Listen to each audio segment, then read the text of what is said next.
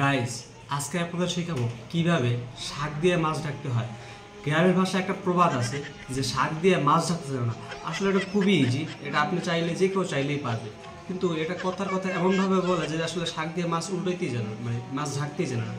তো আজকের ভিডিওটা খুবই ইনফরমেটিভ, স্কিপ করা যাবে না, শেষ পর্যন্ত দেখতে হবে। সো কাছে দেখেন, একটা প্লেটে একটা মাছ নিতে হবে। ফার্স্টে যে একটা মাছ নিয়ে নিছি, তারপর নিতে হবে কিছু শাক। তারপরে এই যে শাকগুলো মাছের উপর দিতে হবে, বুঝতে পারছেন? এভাবে মাছের উপর দিবেন। মাছের উপর দিতে দিতে যখন দেখবেন যে মাছটা উপর থেকে আর চিনায় না, মানে দেখা যায় না, ঠিক আছে, মাছটা উপর থেকে আর দেখা যায় না, তখনই বুঝবেন যে শাক দিয়ে মাছ ঢাকা হয়ে গেছে। তো এইভাবেই শাক দিয়ে মাছ ঢাকে। আসলে মানুষ এমনভাবে বলে যে তারা বুঝেই না, পারেই না। সো গাইস, দেখলেন তো কিভাবে শাক দিয়ে মাছ ঢাকতে হয়।